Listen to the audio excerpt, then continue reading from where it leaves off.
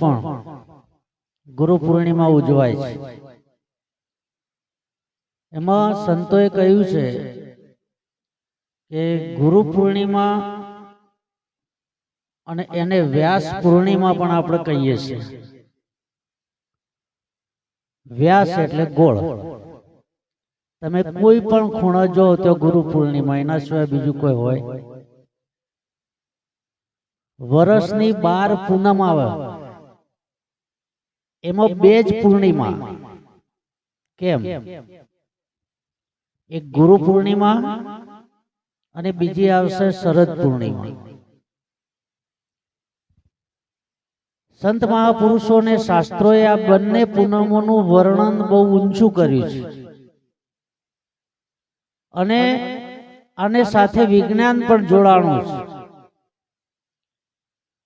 આજની જે પૂનમ ગુરુ પૂર્ણિમા અને જે વ્યાસ પૂર્ણિમા અરે શરદ પૂર્ણિમા એ આસો સુદ પૂનમે આવે।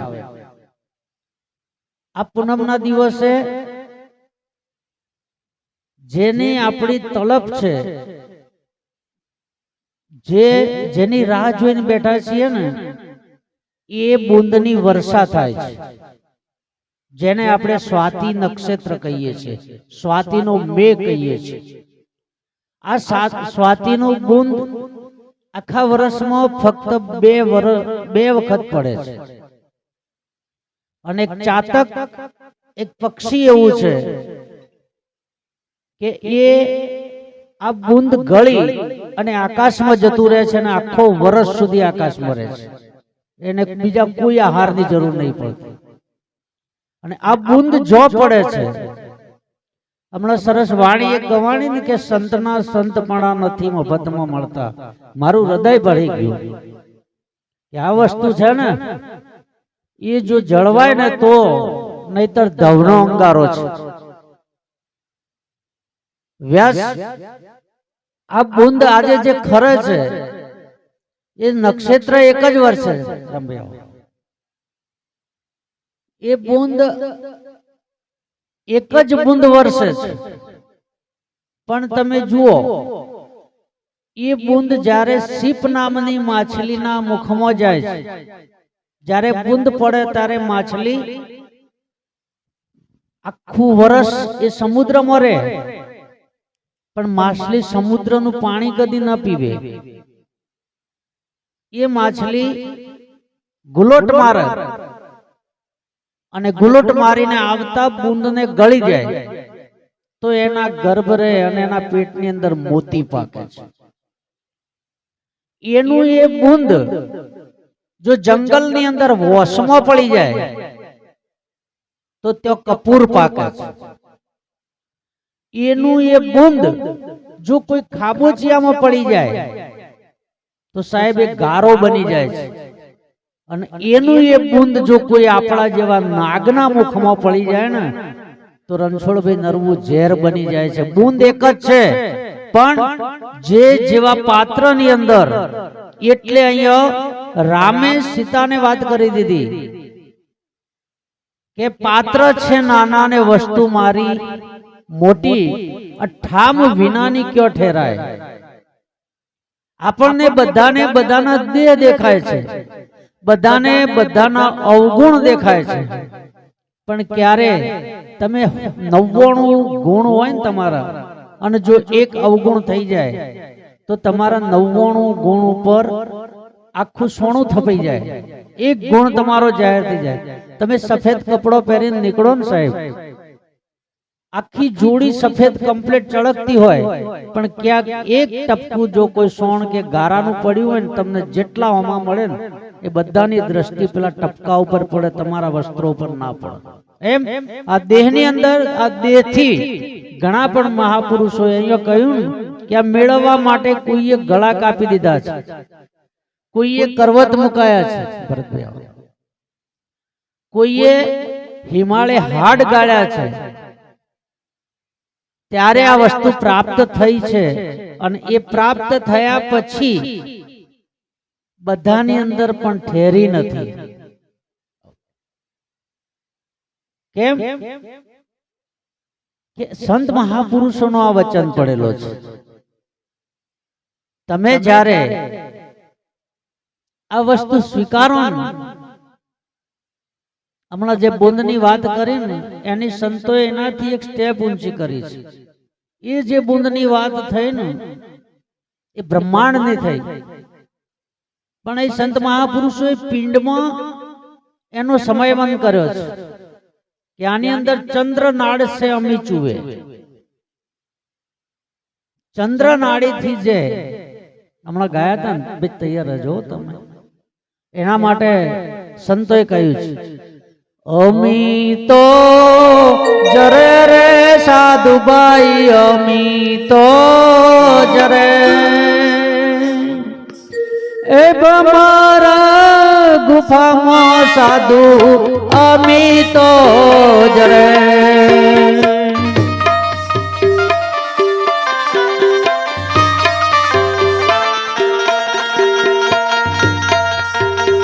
ભમર ગુફાની જેણી જેણી રચના રે હોજી,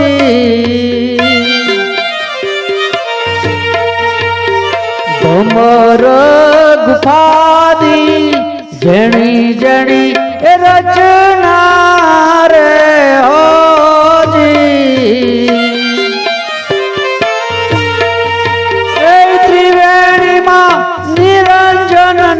જોત તો જળે રે અમી તો જરે રે સાધુભાઈ, અમી તો જરે ભમર એ ગુફામાં સાધુ અમી તો જરે.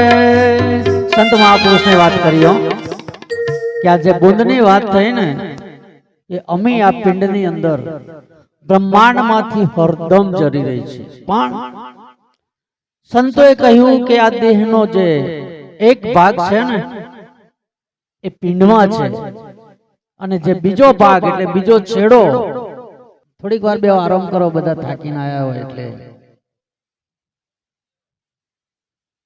આ દેહનો એક છેડો આ પિંડમાં છે, જે પરમાત્માની લાઈન છે એની વાત કરું છું, અને એક છેડો બ્રહ્માંડમાં છે. આ દેહની અંદર એક સ્ફૂર્ણા પ્રગટ થાય છે, સ્ફૂર્ણા, અને એને સંતોએ કહી છે 15મી બારી. કોઈને હોવું હોય ને તો મહેનત કરજો, પણ તમે 1 કલાક, સવા કલાક, 1.5 કલાક, 2 કલાક બેસો ને ત્યાં સુધી તમારી જે મૂડી છે ને એનું વ્યાજ જ ચૂકત થશે.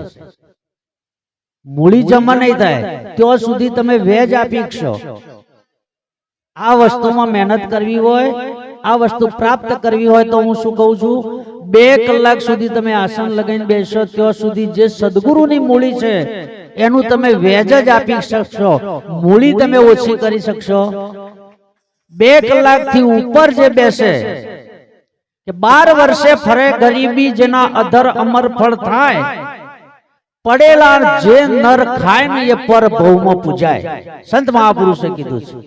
આજે આપણને જે અહીંયા ગતમાં બેસવા મળ્યું છે ને, હું અહીંયા બેઠો, તમે ત્યાં બેઠા છો, પણ જે ગત છે ગતનું લેવલ એક છે, એમાં કોઈ ફેરફાર છે. જો આ ગતમાં પણ આપણને બેસવા મળ્યું ને તો સમજી લેવાનું સાહેબ કે આપણે કોઈ જન્મની અંદર આની અપેક્ષાઓની આશા કરીને આવેલા છીએ તો જ આ પ્રાપ્ત થયું છે. એટલે સંતોએ કહ્યું કે આની અંદર જે ચંદ્ર નાડી છે અમી ચૂવે, ચંદ્ર નાડીથી જે પ્રવાહી ટપકે છે એ જો આ દેહમાં આવે અને આપણી જે જીભ છે એને ઉલટી કરવામાં આવે છે. ઉલટાય દમ સુલટાવિયા,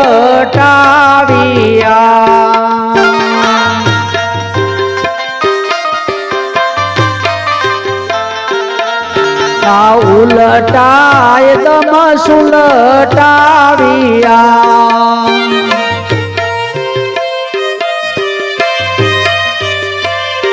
દેખ્યા અપના દેદાર હું ને મારું રે એવું ત્યો કોઈ નથી.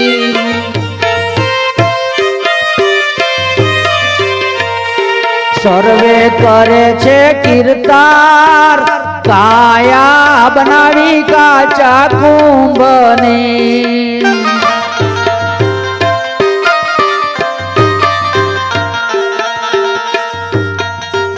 ક્યોથી આવ્યા ને તમે ક્યો જાશો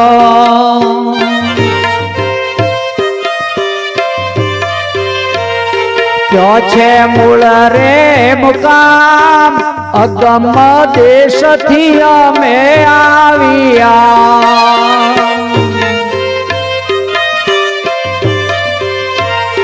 જાઉં નિગમ ગરમાય સુરતાનો દોરો ખેંચતો અતિ આનંદ સુખ થાય કાયા બનાવી કાચા કુંભની દોલતરામ મહારાજે કીધું છે કે કાયા બનાવી કાચા કુંભની કુંભ એટલે ઘડો ઘડો જ્યારે બને ત્યારે માટી કાચી હોય પણ એની અંદર તમે જુઓ એક આકાશ પડેલું છે પણ ઘડાની બારે આકાશ છે અને ઘડાની અંદર આકાશ છે આ તો આપણે કહે છે મહાપુરુષ ને વાત કરી કે ક્યાંથી આયા તો એક કાચા કુંભ સ્વરૂપે આપણે આયા છે જશો કાચો માટીનો ઘડો હોય અને પછી એની અંદર પાણી ભરવામાં આવે તો ઘડો ઓગળી જાય પાણી ભેગું તો પાણી થાશે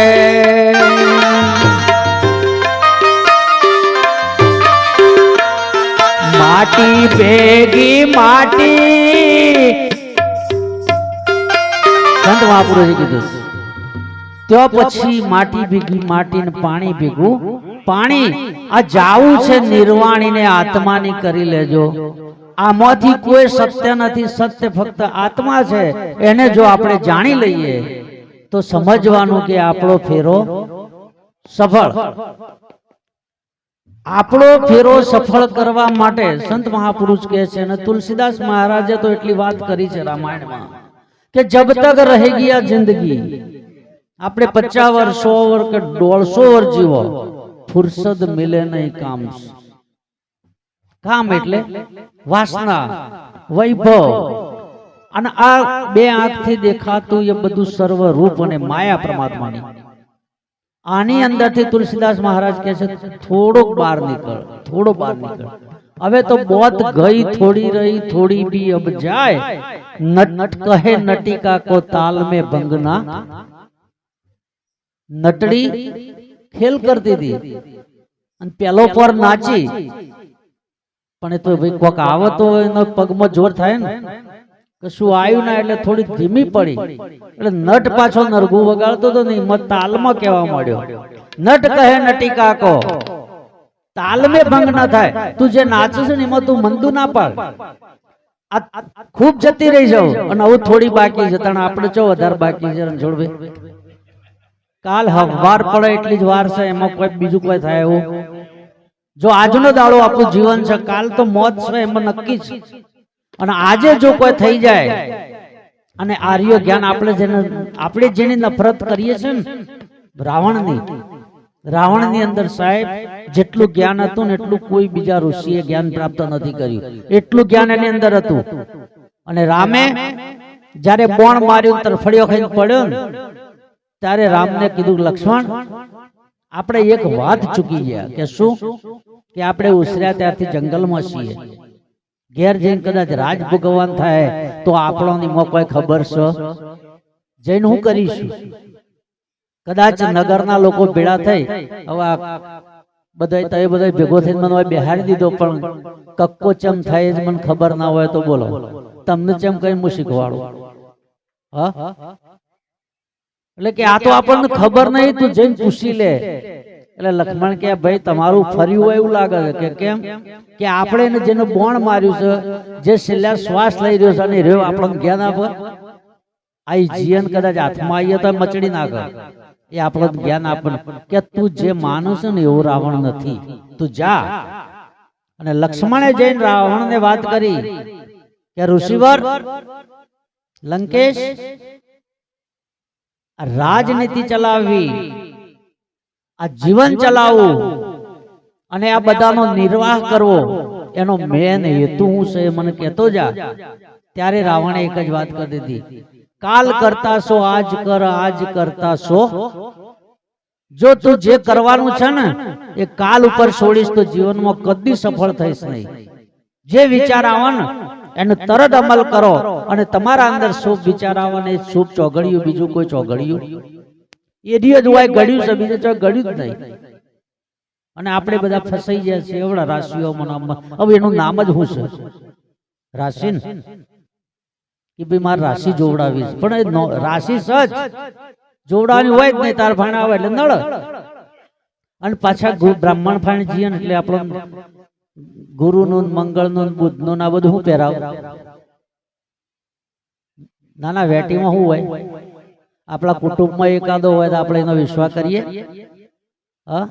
અને તમે જો વિશ્વાસ કર્યો છે બોલો? આ ઓના ઉપર વિશ્વાસ કરવાનો છે, બીજા કોઈના ઉપર વિશ્વાસ કરવાનો? કારણ કે ઓનાથી જ બધું શક્ય છે. તમે સો તો જ વિશ્વ છે. અને આ બન્યું ને ત્યારે એક કાચા કુંભની જે વાત ચાલતી હતી એમાંથી બનેલું છે. એક પાણીના બુંદની અંદરથી પ્રગટ થયેલું છે. દેહ કા બીજ જલ હૈ, દેહ એમાંથી બન્યો તો એક બુંદ જળની અંદરથી બન્યો છે. માતા પિતાનું મિલન થયું, પિતાનું બુંદ અને માનું રજ, આ બે ફલિત થયો, એની અંદરથી આ પ્રગટ થયું. પણ એ આવ્યું છે ક્યાંથી? સોંભળો પેલા શૂન હતું, નહોતું કોઈ સ્થાન. એક શૂન અવસ્થામાં પડ્યું હતું બુંદ, એનું કોઈ સ્થાન નતું. સોંભળો પેલા શૂન હતું, નહોતું કોઈ સ્થાન, અગમ સે બ્રહ્મ પ્રગટ થયો. જેને આપણને આજે પણ ખબર નથી કે સાહેબ આ ક્યાંથી કર્યું. તમે જે આપણે જે ભોગ ભોગવીએ સાહેબ, ઇન્દ્રિયોનો વિષય છે, પણ ઇન્દ્રિય કોનાથી કામ કરી રહી છે અને આ વસ્તુ ક્યાંથી પ્રગટ થઈ એની આપણને ખબર. સોંભળો પેલા શૂન હતું, નહોતું કોઈ સ્થાન, આ અગમ સે બ્રહ્મ પ્રગટ થયો અને પછી આ રૂપ લીધું છે. આ એની અંદરથી પ્રગટ થયો સાહેબ. અને અંતે તમે જુઓ, આપણો જન્મ થાય ને ત્યારે કિલો, સવા કિલો, 1.5 કિલો જોનો વજન હોય, અને કેટલું 100-150 કિલોનું થઈ જાય. કેટલાય બધા દાવા લઈને વજન થઈ જાય. છેલ્લે એની રાખનું તમે તોલો ને તો 1.25 કિલો, 1.5 કિલો થી વધારવાની રાખ હોય.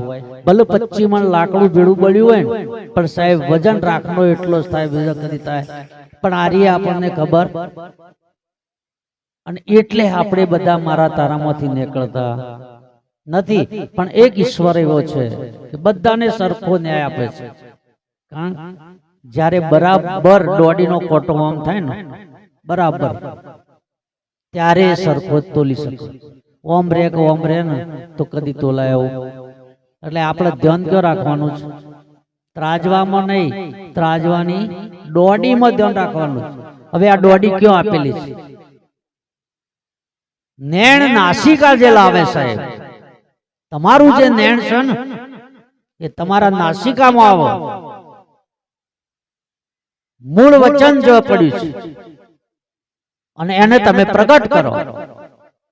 અને જો વાતો કરનો, આ વાતોનો વિષય નથી. મૂળ વચન જો પ્રગટ થાય ને, મૂળ વચનની ક્રિયા કરે. ગોરખ મહારાજ બોલ્યા છે, મૂળ વચનની ક્રિયા કરો તો નાગો ભૂખો કબ્બુ ન મરે. સાહેબ કપડા વગરનો જો જંગલમાં જતો રહે પણ મૂળ વચનને વળગી રહે ને તો જો હોય ને તો સાહેબ એના માટે પરમાત્મા ભાત તૈયાર કરે, એને જમાડી દે, ભૂખ્યો ના મરે. મૂળ વચનની ક્રિયા કરે તો નાગો ભૂખો કબ્બુ ન મરે. મૂળ વચનની જો ક્રિયા કરે ને તો આ લક્ષ્મી એની પદમ તળે ફરે સાહેબ, એને હોગવા ના જવું પડે. મૂળ વચનની ક્રિયા કરે તો આ 5 તત્વનો દેહ ગમે તો ના પડે.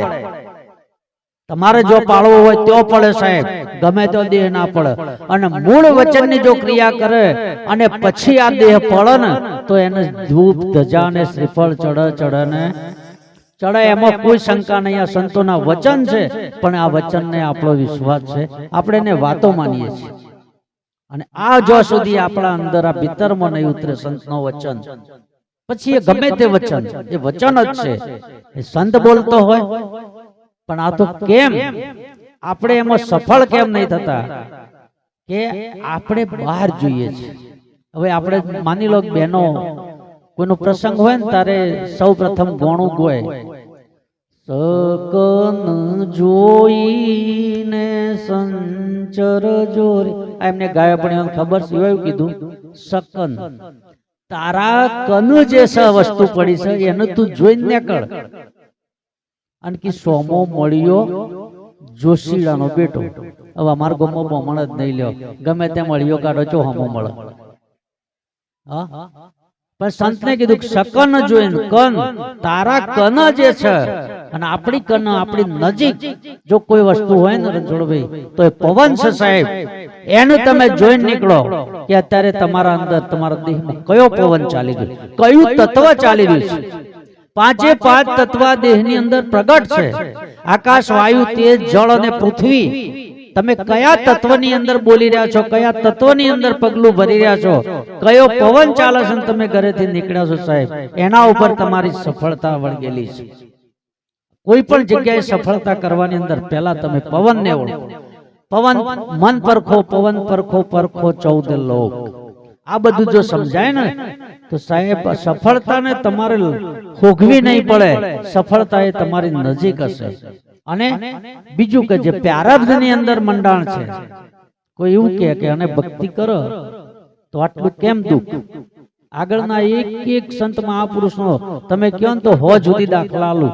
એટલા સંતો કેન્સરથી જ મર્યા છે, કેન્સરથી આ દેહ છોડ્યા છે, પણ દુઃખી થઈને નહીં.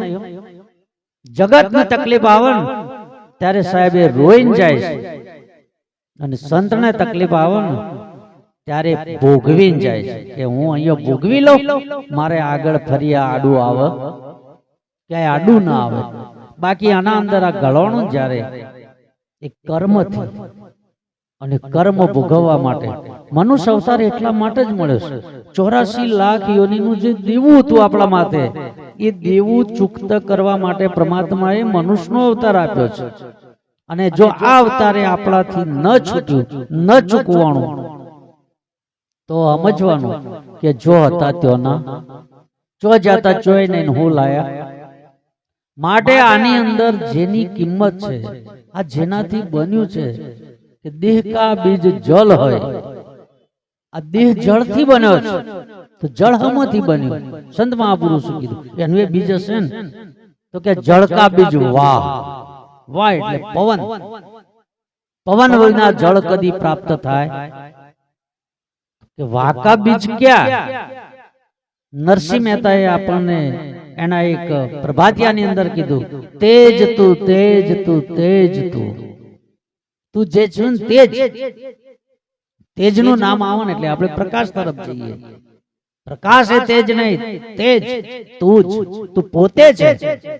અને એટલે કબીર સાહેબે કીધું, ऐसी भूल दुनिया की अंदर साबित कर ली करता तू, ऐसो खेल रचो मेरे दाता, जा देखूं वहाँ तू न तू.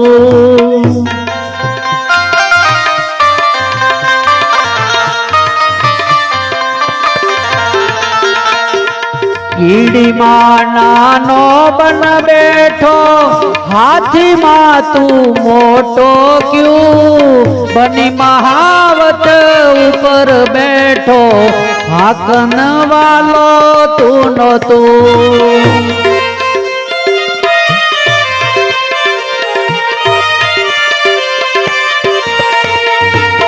चोरों में तू चोर बन बैठो, बदमाशों के भेड़ो तू, करी चोरी ने भागवा लाग्यो, पकड़ने वालो तू न तू.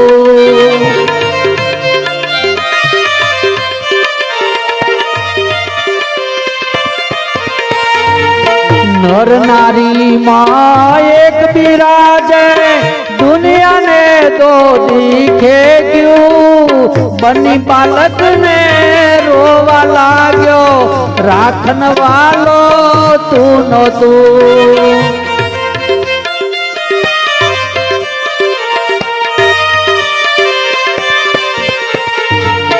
जल थल में तू ही विराजे जंतु भूत के भेड़ो तू कहत कबीरा सुनो मेरे साधु गुरु भी बना बैठो तू। कबीर साहेबे कीधुं के हूँ जो नजर करूं ने तो तू ज छे, तारा सिवाय आ विश्वनी अंदर बीजो कोई छे के आ विश्वनी अंदर जो कीड़ी में के तू नानो बनी गयो आपड़ा आવું कदी बने चौकबाजी એટલે નેના થઈ ગયો कीड़ी में के નેનો बनी गयो ने हाथी में तू मोटो क्यों बनी महावत ऊपर आंकवा वाळो बावो बनीने के तू बैठो छे आर खोहवा वाळो ए तू नो तू तारा सिवाय बीजो कोई मन देखातो तो आपणे तो बधाने आ तो एक 4-5 वधड़ा जता था अन त्यो हाथी आयो आपड़ा हरियदशा थे એટલે પેલા માહત કે એક બાજુ રો કે હાથી છે એટલે કે હાથી ચેવો જ અમાર જોવો છે એટલે એકનો ઊંડ પકડાય કે હાથી ચેવો છે કે ઊંડ જો બીજો તો એનો કોણ પકડાયો કે ચેવો છે હાથી કે હુપડા જો એકનો પગ પકડાયો કે ચેવો છે કે થોભલા જો આ તો જેને જેને આવું વર્ણન કરી પણ કને જેનું દ્રષ્ટિ નહીં એને સદગુરુ શું આપે આપણને દ્રષ્ટિ આપે અને આપ્યા પછી જો આપણને બીજામાં બીજું દેખાય તો એવો કાપડો છે બીજા કોઈનો। કબીર સાહેબે છેલ્લે કેટલી સરસ વાત કરી ઘણા એવું નહીં કહેતા કે આ ખોટું આ ખોટું આ ખોટું તો એ મહાપુરુષે સૌ પ્રથમ એની વાણીમાં એને એવું લખ્યું કે નથી મસ્જિદમાં કે નથી મંદિરમાં એને પહેલી વાણીમાં લખ્યું પણ અહીંયા કબીર સાહેબે વાત કરી નથી મંદિરમાં નથી મસ્જિદમાં એનો મતલબ શું તારા અંદર જો તને નક્કી નહીં થયું તું બહાર રખડે તો ત્યો કોઈ તને મળશે તું ત્યો કોઈનું નહીં પાળે તારા અંદર તું નક્કી થયો તો 5 ઈટો પડી છે સાહેબ એના અંદર તને તારા ગુરુનું દર્શન થશે તો એ જ બેઠો છે પણ આપણે ગુરુનું જ્યારે વાત આવે ને ત્યારે આપણે ચોબડાઓમાં જ્ઞાતિઓમાં જાતિઓમાં ત્યો જતા રહીએ છીએ કે અમાર તો ગુરુ મહારાજ કુંભાર છે અમારા ગુરુ મહારાજ ઠાકોર છે ફલોણા છે અમારા ગુરુ મહારાજ મરી ગયા આવું હોય હા ગુરુ એટલે ગુનો મતલબ અંધકાર અને રૂનો મતલબ પ્રકાશ ગુરુ એટલે અંધકારમાંથી પ્રકાશ લઈ જાય તે આર્યો ગુરુ બીજો કોઈ ગુરુ છે અને આ જે ગાજી રહ્યો છે હમણાં કહ્યું તો ને હે મન ઝીણો ઝીણો નાદ સંભળાય ગુરુજી મારા આવે છે આવું છે પણ આ હોબડી કોઈ દાડે એક બાદ બેહીન આવું જ છે ગુરુ મહારાજ આવું છે જોય છે આ દેહ છે ને એમાં 24 કલાકમાં 21,600 ઓટા મારું રહે 21,600 વખતે આવે છે જોય છે પણ આપણે એક વખત ભાળ્યા કેમ કે આપણે બીજો હોગીએ છીએ અને આરે જો જડી જોય એટલે કબીર સાહેબે કીધું કે જંતુ ભૂત में तू ही बिराजे બધાની અંદર એક જંતુ હોય ભૂત હોય પ્રેત હોય જે કોઈ હોય દેવી દેવતા હોય બધાની અંદર પરમાત્મા તું જ બિરાજો છે તું જ છે દુનિયાને કે કેમ આવું દેખાય છે અને કે છેલ્લે એને બધાથી નજર ઉઠાઈ અને એના ગુરુ રામાનંદ હામી નજર કરીને કે ઓહો તું તો વજ બેઠો છે છેલ્લે કે ગુરુ બી બંધ બેઠો તારા સિવાય એવું મારે બીજે ચો હોગો અને વયથી જ મળશે બીજે ચોથી મળશે જેના ઘેર દીવો કરેલો છે ને ઈ તમે કોડિયું લઈને જાઓ તો તમારું અજવાળું થાય બાકી જે સોનો ફૂંકતું છે એ જાઓ તમારું ઊભું રહેવું પડશે કારણ એને હળગા તો તમારું હળગાવા હા जो प्रगट होए तो अडाड़ी देजो सब गट मेरे साहिया कोई गट खाली नहीं बलिहारी वो गट की जो गट प्रगट होए अपने आगळानी हजी बीजो राउंड लेशु पहलो एक राउंड अहींया जे बिराजा छे जेनु पूजन થઈ ગયું છે બધા એકી સાથે પ્રસાદ લેવા પહોંચી જો વાડી બોલો સદગુરુ ભગવાન